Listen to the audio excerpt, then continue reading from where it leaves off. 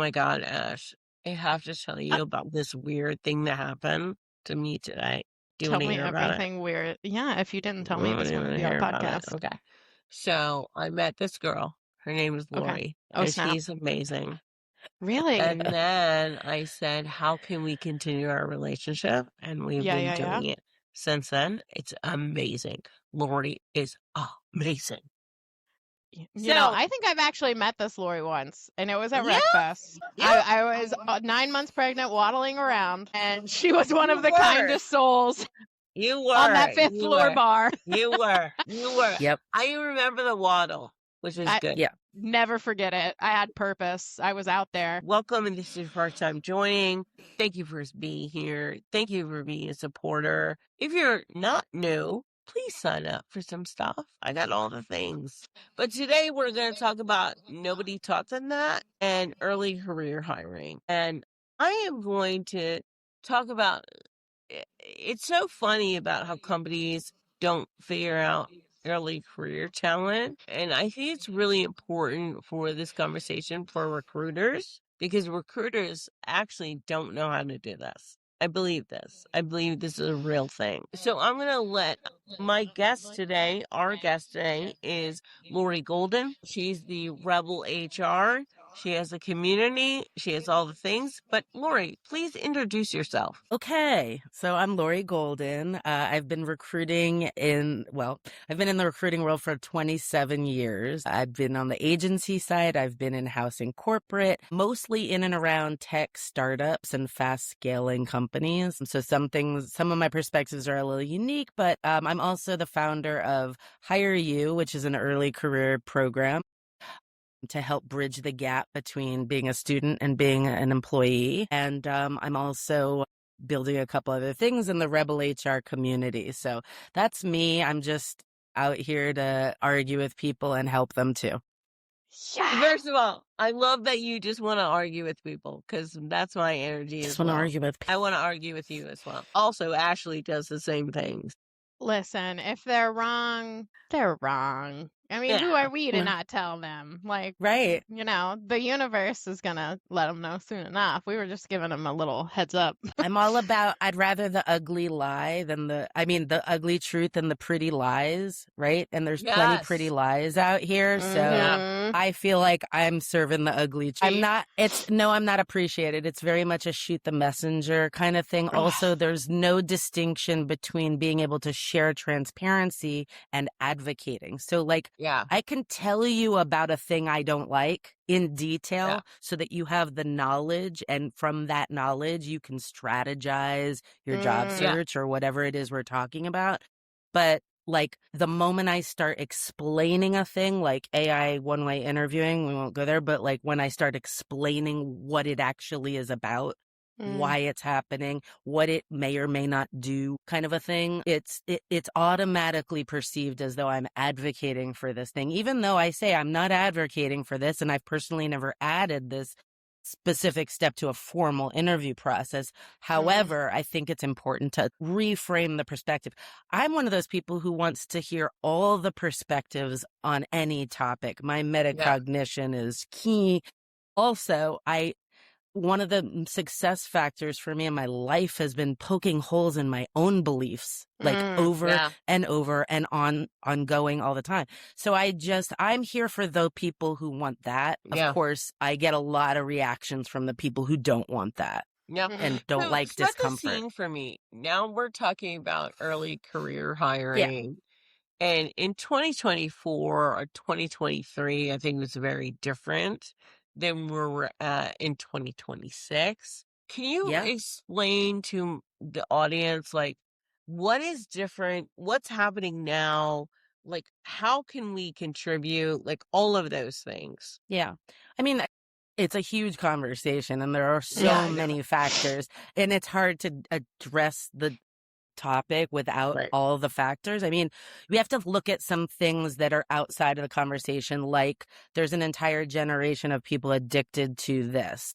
And like, Mhm. it's a dopamine cycling situation. And Sure. I'm in HR forums where we're talking about how do you write policy around ensuring people don't disappear in the stall for 45 minutes scrolling. Like, I Mhm. never would have thought that would be an HR forum discussion. 5 years ago, it wasn't. Yeah. But that's where we're at. So Yeah. we have to I think it's important to talk about this without there being blame, right? Because I Yes. think there are a lot of problems. And when I talk about the problems, they can be perceived as blame, but I don't think in terms of blame. I don't function that way. I think in terms of accountability, meaning what can you impact versus all that's wrong that you can't. Yeah. Okay. So I love that's the that. frame. I got to give the I frame. love it. I love think it. that one of the main things that has happened is that there were problems when this Gen Z was hired a couple of years ago out of college. Companies reacted to the problems, and a lot of companies reacted to those. It's not anyone's fault. It's not Gen Z's bad. That's an absurdity. Like, I Mhm. don't believe in any of this generalization type thing, especially around generations. It's all manufactured division as far as I'm concerned. But what I will say is there were challenges, Mm. regardless of why, how, and whether or not it's all stuff we created and is intended or whatever. But like the challenge, the response to the challenge is companies started pulling back on their internship hiring. They started reducing their early career hiring. They started shifting entry level roles to you have to have at least 2 to 3 years of experience. Mhm. Why? Because we want to ensure you've already been through all the hiccups. Right? It's Yeah. like updating your iOS. I Yeah. don't ever update my iOS right away. I wait for them to figure out the Me bugs. too, girl. and I'm like, then I'm gonna wait 3 new updates. Exactly. And I think that that's the perception around early career hiring. Well, Yeah. we still want to hire young. 2 years out of college is still an early career hire, but somebody else dealt with the first 2 years and making sure they weren't sitting in the bathroom for Yeah. an hour scrolling and all that stuff, right? Well, So I it's think just that's what's happened. it's always so funny to me because I was never a university recruiter, but obviously I've been in university and like Sure. it's like and the campus recruiting and all Yep. of that. I think Done that's all a that. different beast, right? Like it's a whole different energy that you have to bring to the It is. table. And now we're in Gen Z that is Yeah. like, they don't even want to work for you. You have to come from their mindset and perspective. If you don't Yeah. start from the frame of understanding what the gripe is or what the energy is or what the concerns are, there's a general discontent with the exploitative nature of employment as a Ding, baseline. ding, ding. There it As a starts. which is Thank you. fair, accurate, valid, all the things, right? Like,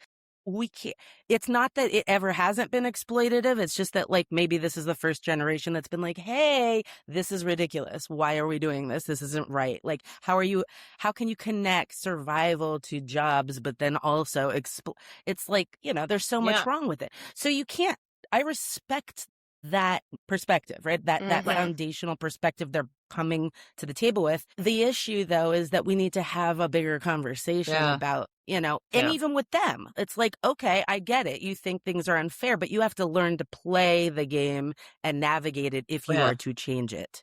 So I think Playing the our game. biggest, I love it. but they just want to burn it all down. And I'm like, that's what AI, they are going to enable the AI, like, which is why I believe this is intentional. Right. I believe we're Mm. I agree. here based on a series of, like short game plays and intentions by companies. Nobody, if you look around, nobody's playing the long game anymore. That's why No. reputation no longer matters. Employer brand, nobody seems to care. There is no long game. Never in the 27 years I've been doing this did a company have the, excuse my gonads to come out after a top profit year, a top profit growth year, and lay off 20% of their workforce. That would be, we would have vilified them in like the, court of public opinion, and it's become normalized. That's not Mhm. on, that's Mhm. unintentional, 100%. I said this in 2022 when it first started happening.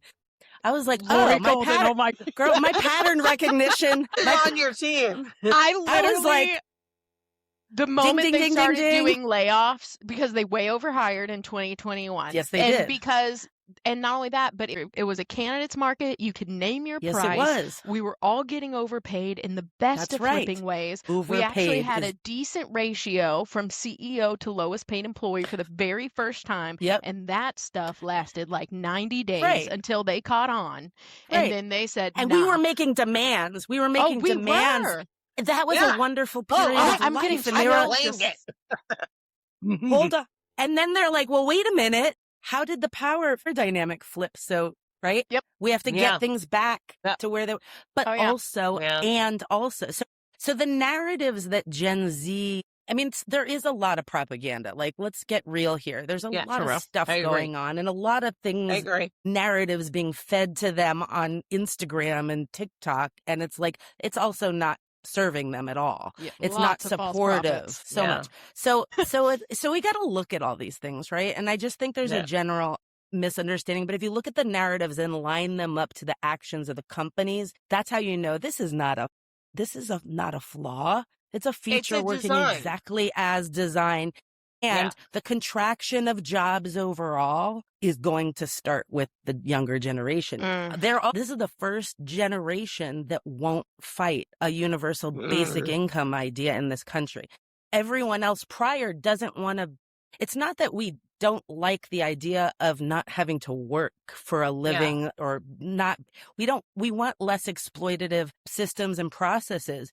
But we don't not want to work. I don't want the government to pay me to exist because then they can control me. And like, that's also not okay. Yeah. There's something else between, totally defunct, greedy capitalism gotta and be a middle. complete lack of control socialism. There's something in the middle that we haven't yet kind of devised, I believe. Yeah. Anyway, I don't want to get too much into the politics of it because No, it gets no, but I think this murky. is really, it goes to my question murky. about like how we think about early career. Because I mean, I have Gen Z in my family, and they're like, I'm not having a baby.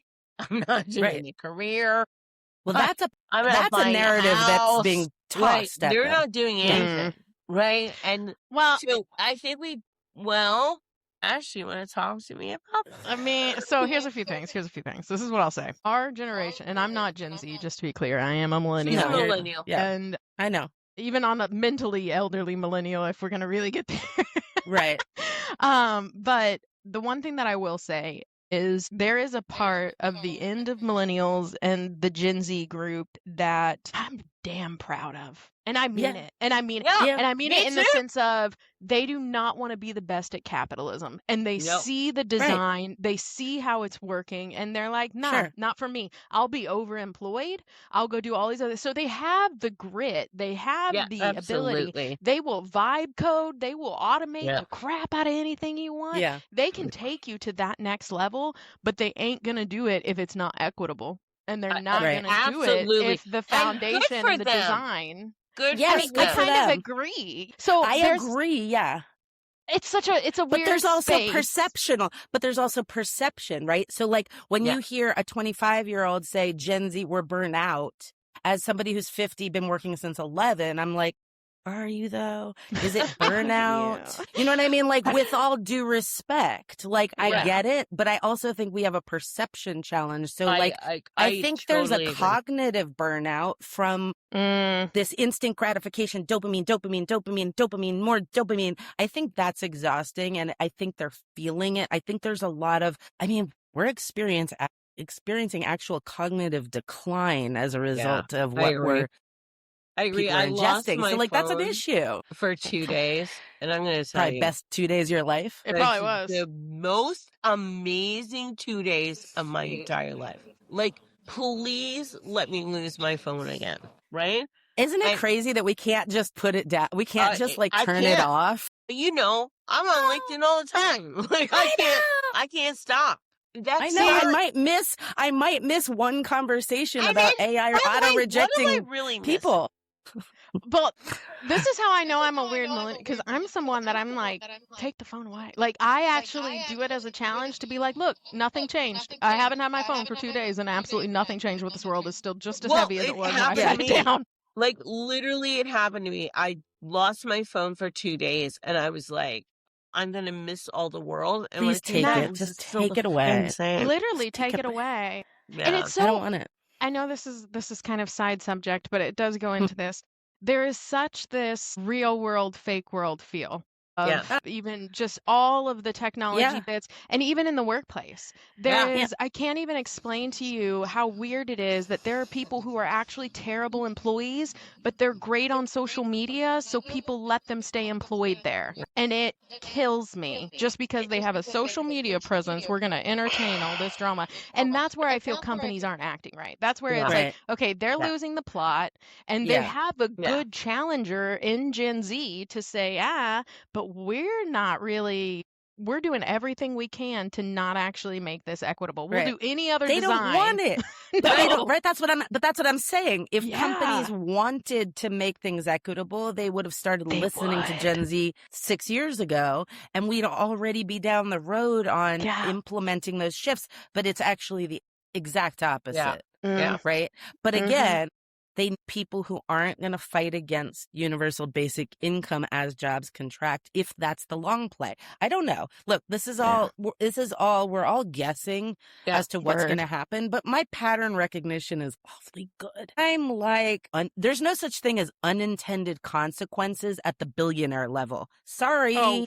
It doesn't exist. Tell him, Lori. Tell him. Keep it going. Keep it going. You are so accurate. I can't tell you how many times I've had to have conversations, and they're like, and think about this and think about this. And I'm like, y'all, this is all by design. I know for a fact that I could actually figure out how we could do this. And I am not the smartest person in this room. I didn't graduate from Harvard. I didn't go to Yale. And you're telling me all these people. That does not make for the smartest in the room. Well, I mean, on paper, according to the system, right? The system that evaluates us. Pedigree that protects certain people's jobs and levels. Yes, I get it. The mode of privilege is what I would call it.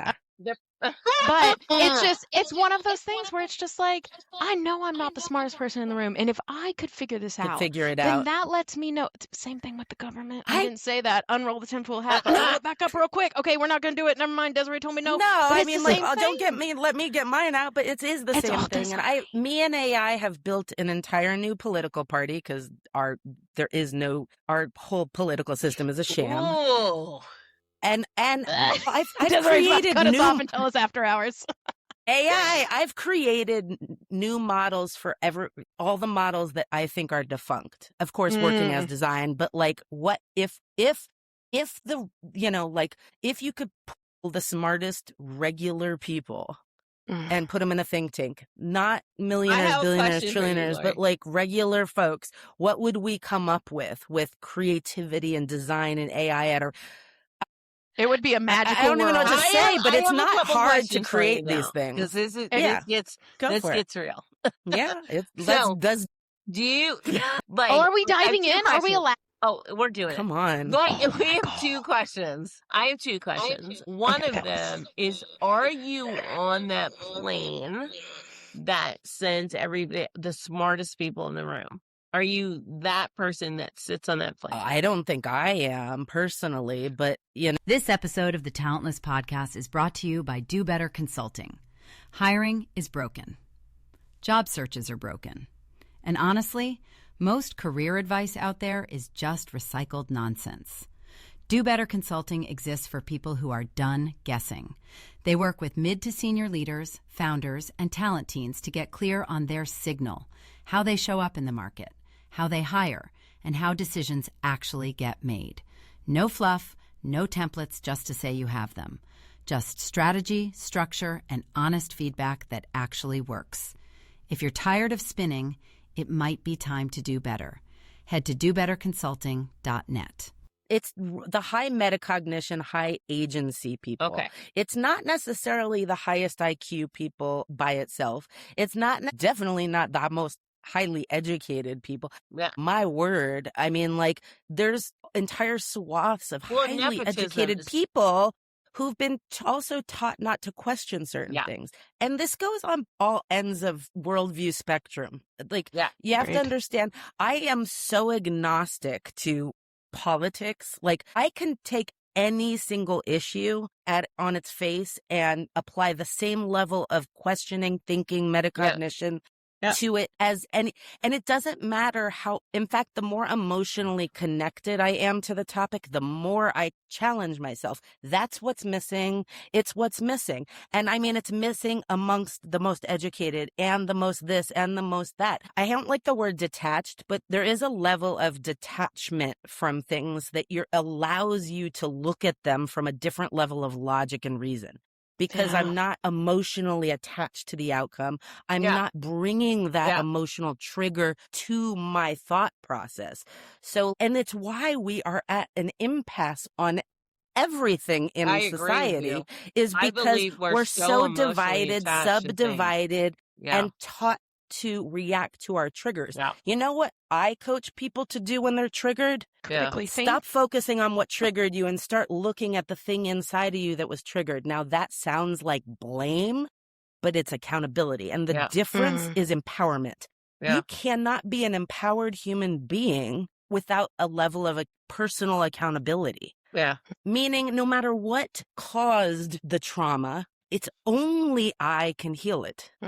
So you can focus out there on the cause of it, and you should eventually, but not until after you go here, find it, heal it, then go do something about it out there. But like trying to make change from an emotional reaction, which is all you see all day long, every day, everywhere, it doesn't work. And it's why none of it's working, right? Is because it's...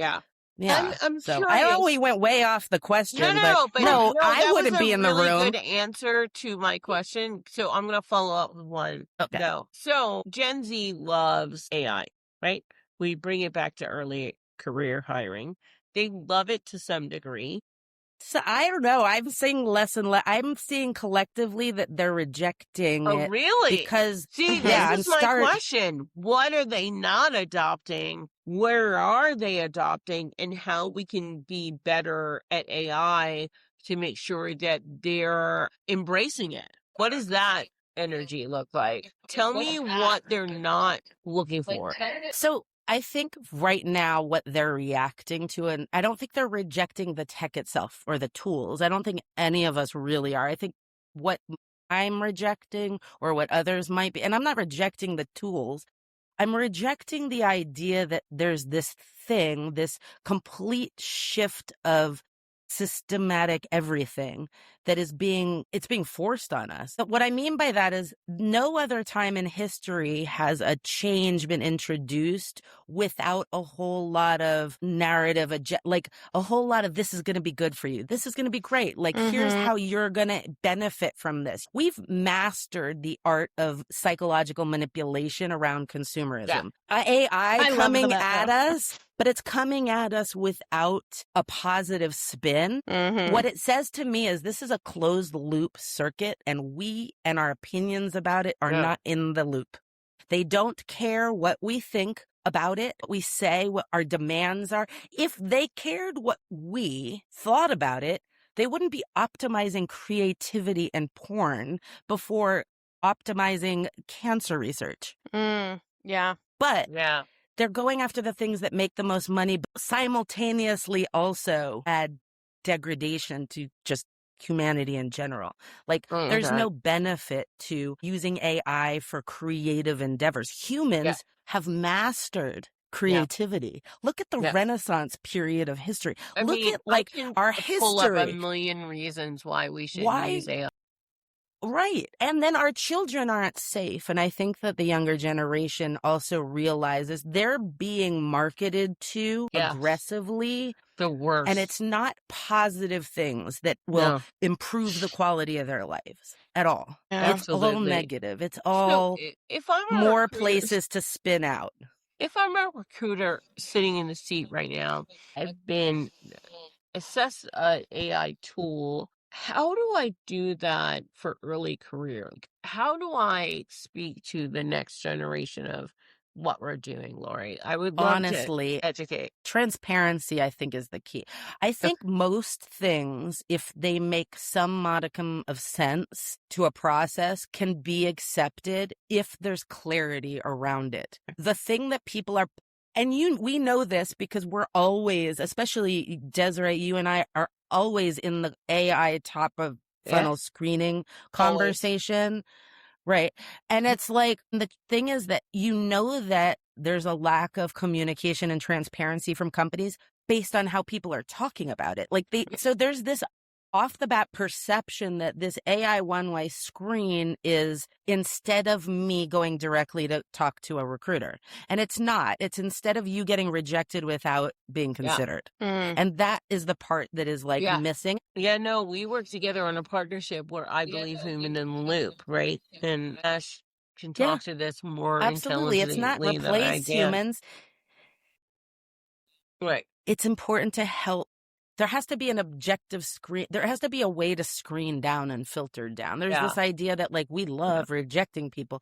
We don't love rejecting Do you people. And we think certainly that don't love Gen rejecting Z qualified. appreciates that though? Do you think, Lori, that Gen Z I think appreciates if, like I that said, I moment? think if you just explain it to them, right? Like we have to stop. We have to just talk to them. I think there's just this lack of communication in processes. Like we're automating all these communications. Why not automate the thing that says like, hey, here's what the process looks like. Yeah. Here's exactly what's going to happen next. Here's why we do it this way.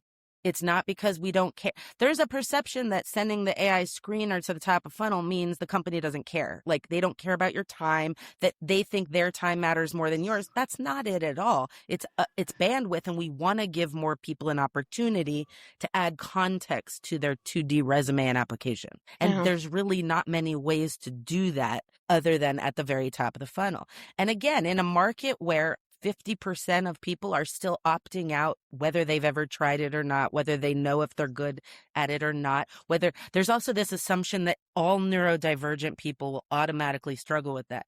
I'm extremely neurodivergent, and that isn't necessarily true. Neurodivergence is divergent.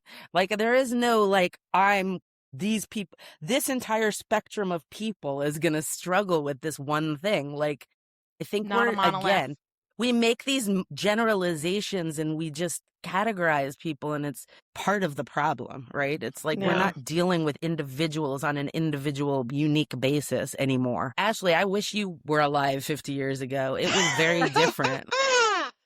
I mean, hey, I used to do recruitment where I used to have to do CDL drivers, and I'd have to go to the truck stops. I'd have to go hang my own posters. I still did paper resumes and all those things. So that's a lot of work. It sure was. She's an old millennial. I really am. Yeah. It's if you knew my life story, you'd be like, oh, this makes a lot more sense as to why you started working whenever you were like 2 years old. Yeah. But I will say, and kind of to one of the points that you were making in there, and you were talking about how most of the movements in history, there is a positive narrative, and with AI, it really isn't. And it really isn't from even a structural means. Like the companies that are profiting off of AI are using municipal water supply. So like we as citizens are losing our water. There is no trust with any legislative, any body, currently the United States, which means if I know that you're recording me on AI, how do I not know that you're not going to make a video of me saying something wonkadoodle 3 years? You don't. And we don't have any legislation or any type of parameters or anything that's actually holding us accountable at all. And so right now, really, it's a weird gold mine rush that if you're in the AI, if you're a vibe coder, cash in, cash out, honey, because it's going to be short and it's about to pop.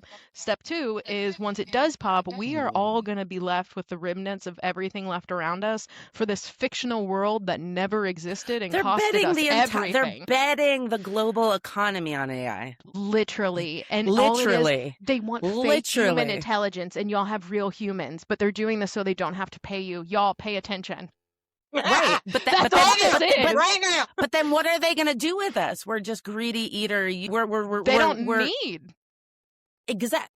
Right. So then you and I my are very dystopian this conversation. My dystopian mindset is like, well, then that's why they're spraying crap in the air, and that's why they're killing us with the water in the ground. They can fly soil off to go anywhere. It makes sense that they put your data centers here. You're going to work them. It makes sense that they're going to get rid of your money. There's nothing uglier. I don't think this podcast will get posted. Probably not. There's nothing uglier in the world than a data center. It is the literal opposite than the beautiful architecture. And like we have gone so far from like the best parts of humanity. And I think that we had maybe some good intentions in it, but I think that our good intentions were hijacked for an agenda. By design. By They By design. design it. We so the wanted to smart create people, equity. and they took what they could profit off of and ripped off the rest and said, thank you for your service, sent you Right. on your way, and now Yeah. you got sent home to tell your kids why your Yeah. job didn't work. And guess what? You raised a Gen Z kid who said, middle finger to capitalism, you screwed my mom, Yeah. and I'm not doing it anymore. And that is how, like, this generational impact and effect, you even see it with people from the Great Depression who raised other people. They have more hoarding tendencies just Yeah. because of the reaction of their parents, that we're going Sure. to have the same things. Anyway, sorry, I didn't mean to interrupt you. Keep going. No, but no, yes, but you're, it's you're those spot are the on. spirals that, like, man, I wish we could do like a 6-hour rabbit hole dive, like, Same. because Yeah. I really do think a lot of these things are solvable, but they're not solvable from the lens of working with what is, but rather out around it.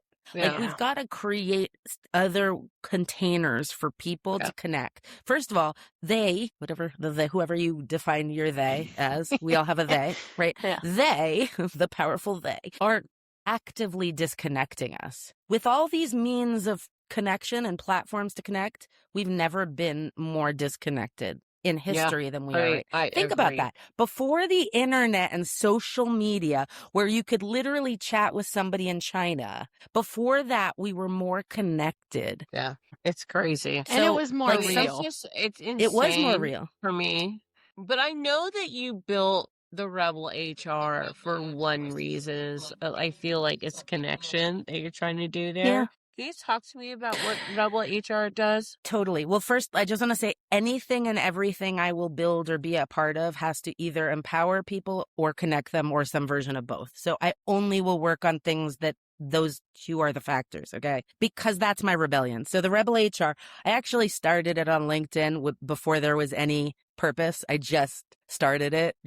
I had no idea what I was doing. I was just, it's time to shapeshift. Clearly, I better adapt and stay relevant. So I just created this thing. But what I really recently have shifted it to is there is an entire machine behind peddling misinformation to cause confusion and fear to make money. It's a whole grift. It's okay? profitable. Yeah. And it's very profitable. And the reason they're winning is because they're putting the full machine of a revenue generating concept behind it.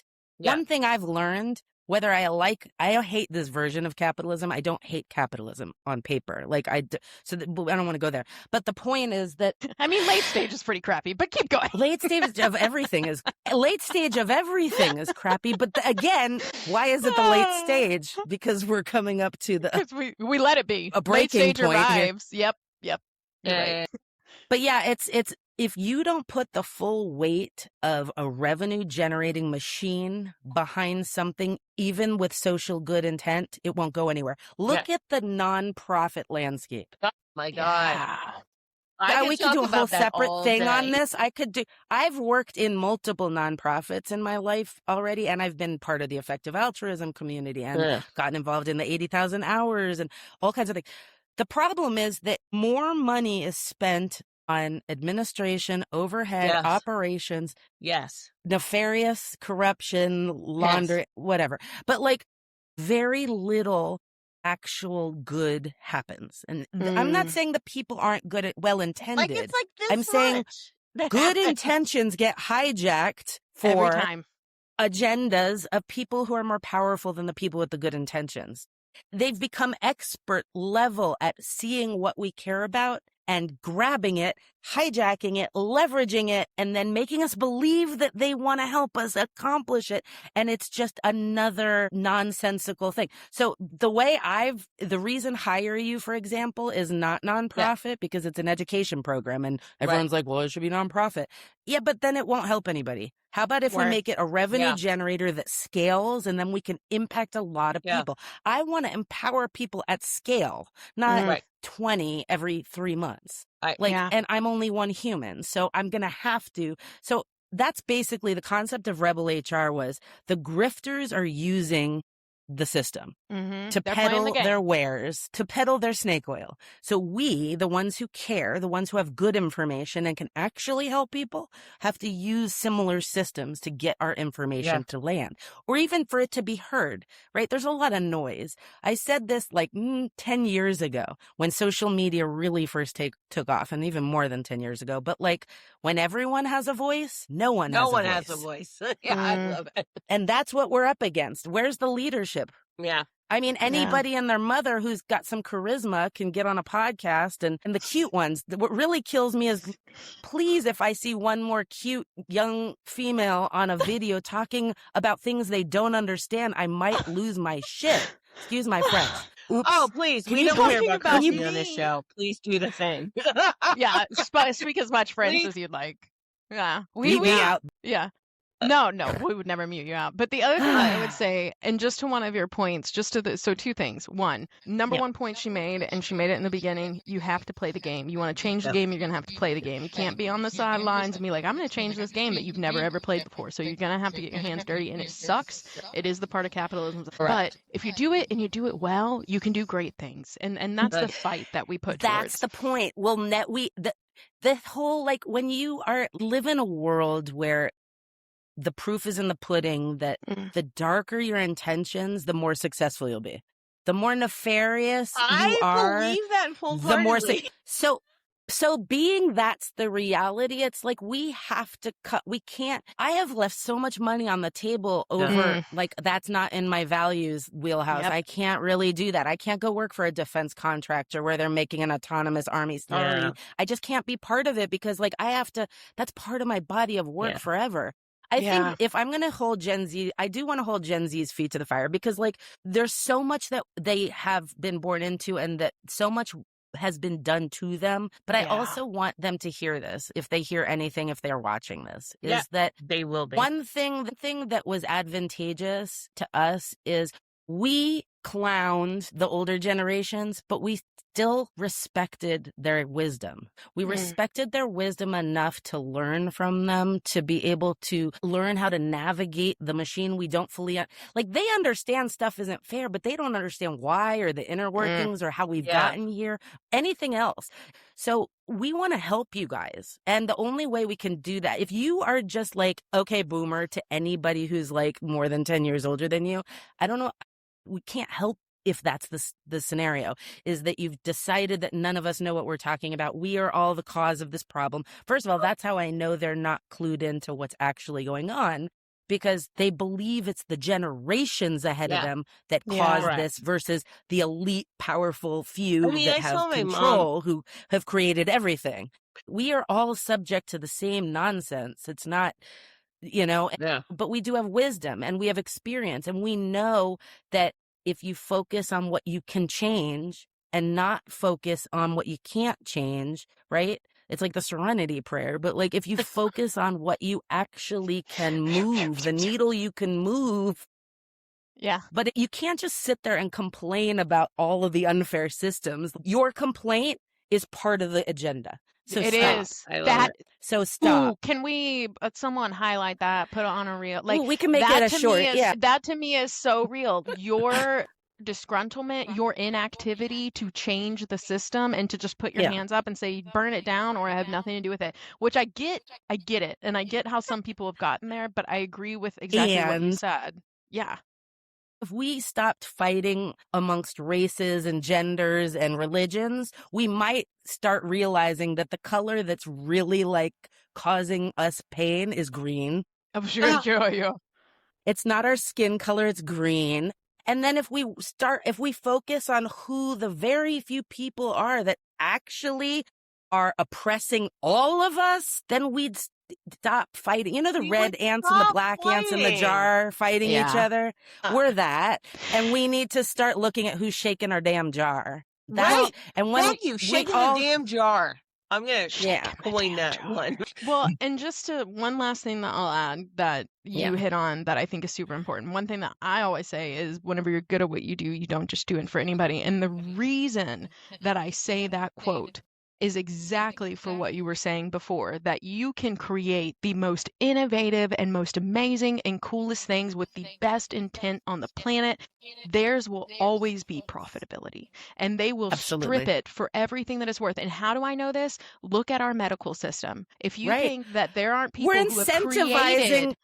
who Well, created treatments and discovered cures and all these different of things. course. And guess what, And we Jack? killed them. Everything got ripped out from it. And Silenced the them, only killed thing that was them, left literally. was profitability. And now you had to buy your way back to a cure that So- someone else already created for you. And to me, Incentivize. What if we created systems that incentivized the outcome we actually want? could you fathom? I mean, this is what I do. This is what I do in my spare time is I fathom all of these things. Like I'm about to I spend my can't spare time with you. stop. I can't stop. I wake up I at know 3 in it. the morning having to write down. I had I thought up a franchise model for a nonprofit that would help people get property and start their own dog rescues. I'm like, we have all these dogs. We don't have anywhere for them to go. And we also have people who want to create little Homeless, yes, homesteads yes. and they need, so like, I'm like, we could just, but it's like all these things in the same models Yeah. that profitable systems were built on. It's what I call innovating by infiltrating. It's how I built, everything I'm building is based on that. It's Yeah. using the systems I don't like to create something that's going to empower and connect people. Ah, Because that's the only way it's going to do that at scale. yeah. Yeah, I That was love good. it, Lori. I want to thank you so much for Is it being up part of this time already? energy. Because This I is could the keep going for like part another hour. what? Girl, don't I tempt could us keep with a going good for a time. whole nother hour. This is the part of You don't this understand. I love this stuff. podcast that we I do talk about too. the cognitive psychological Yeah. side of what we've been talking about. That is Ashley King. Go for it, Ash.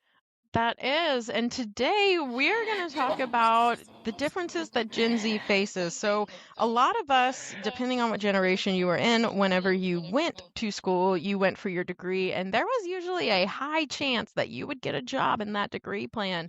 Nowadays, depending on what degree plan you get, it looks like studies have shown that it's an average of anywhere from 30 to 40% chance that you may stay in that field after dedicating how much in student loans, holding on everything else that you could have been making money on so you could attend school to go get a job, and then that job being something completely different. It lets you know the system by design was for the paper stamp that you needed versus the actual skills that you acquired, which is why there is such a large disconnect from whenever you step foot in an employer that they're like, whoa, what's happening? You're like, whoa, what's happening? And it's all by design. Love That's it. right. Yeah, that's That's today's amazing. That's a good stat. 30 to That's 40%. absolutely Crazy stats in there. Yeah, I We looked it used up to we literally used to before. hire we used to hire any degree. Like we didn't even specify. We Yeah. didn't like just you have a degree, awesome. Like Yeah, amazing. you have a degree and can fog up a mirror. Let's hire you. That was it. I love it so much. I love it. Lori, I want you to do the plug party for yourself. So where can people find Yeah. you? Okay. How can they contribute to the system by design? We are doing it right now. How does that happen for you? I'd love everybody to come join me in the Rebel HR community. It's on School. It's pinned to the top of my LinkedIn profile. I'm also on YouTube, but I have 0 followers there, so feel free to go follow me or subscribe there. I don't even know it's not even a follow, it's a subscribe. I don't know. I'm new to the whole thing. On Wednesdays, I'm doing, and I did one this morning, and Ask Me Anything for an hour. Anybody can join and just ask questions. I also have a bunch of veteran recruiters who join and answer with more spin in the comments. So it's an interesting conversation. My community is never just focused on one group of people, even though that's easier from a marketing perspective. I want job seekers who want transparent truth and Rebel HR approved veteran recruiters, leaders, resume writers, and coaches who really know what's happening on this side of the table. And I mean, like, if you got your career coaching like 8 years ago and you don't talk to recruiters, you probably don't know what's going on out here. I just, they're saying negotiate on every offer. Like, no, don't negotiate on every offer in this market. But anyway, so many things, but come into the community. You can ask me anything any day of the week. It doesn't have to be Wednesday morning and I'll answer. And so will other people Also, Hire You is a really great program for early career folks. I don't think it's a skills disconnect. I think it's a soft skills disconnect. It's a mindset, and I want to help you be fully empowered in this market by understanding the reality of a lot of things. And that's what that program's about. So, Love it. I am come part find of the me. Rebel HR community. Join. Yes, you I are. am part of that, and it's important for early career, but also job seekers, all the things. Please do the thing. Please sign up. I would love it. And I Yes. just want people to remind themselves that early career hiring is not a pipeline problem. It's kind of a priorities problem.